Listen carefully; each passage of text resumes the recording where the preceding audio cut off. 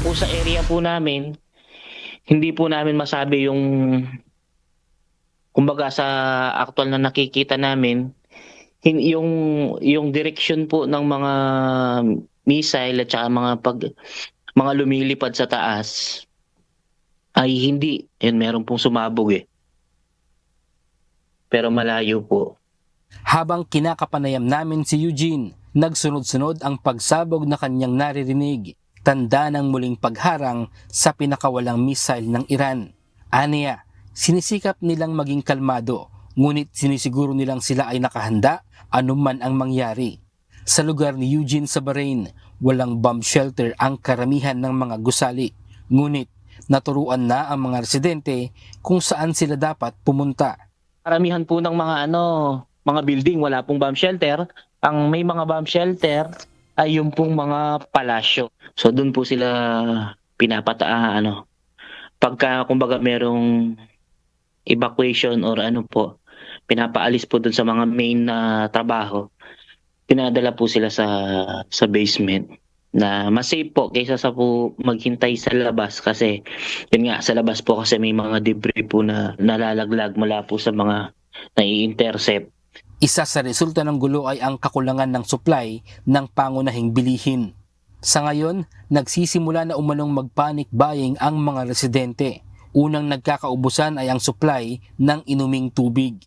Bandang tanghali pa lang po ay yung isang malapit po na supermarket po rito ay halos di pagkaundagaga yung mga tao po na nagpanik po.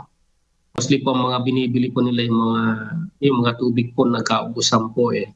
Nagpapanik buying nga po. Actually, nung pumunta po kami sa mga grocery, may mga stock na naubos din. Pero awa naman ng Diyos na nakapamili po tayo. Kung pag-uusap po yung presyo ng mga bilihin, hindi naman po nagbago dahil kumbaga wala naman pong paggalaw ng presyo. Kahit na sabihin mong merong tension,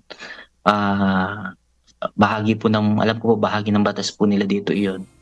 Sa ngayon, walang dapat ipag-alala ang kanilang mga kaanak. Nakaantabay naman nila sila sa mga otoridad kung ano ang kanilang susunod na hakbang. Ngayon po, sabi po nila mag-antabay lang po tayo dahil wala pa pong direktang binibigay po kung magkakaroon po ng repatriation. Basta ang sinabi lang po nila sa amin ay mag-abang lang tayo sa FB page ng MWO para po sa mga update po na gagawin po. Ang iniisip nilang gawin sa ngayon ay ang manatili sa ligtas na lugar at palaging manalig sa Diyos para makaiwas sa panganib. So yun nga lang po, malakas po ang mga pagsabog. Talagang minsan po dumadagundong po talaga itong bintana namin. May kunting kaba, pumasa na lang po sa akran. Gagawa po ng Panginoong Diyos. Yun lang po yung hinihintay namin, yung advice ng embassy. Kung wala ka man passport nun, ay meron kang bibigyan ka ng travel documents. Pero siyempre, iba pa rin po pagka meron kang hawak na mga dokumento. Kumbaga, mas mabilis. At saka, siyempre, per scam per cell po. Wala naman pong pinaka-safe na lugar, kundi siyempre yung lugar na kasama mo ang Panginoon. Bradley Robuza, UNTV News and Rescue. Diyos ang aming sandigan, serbisyo publiko ang aming pinahahalagahan.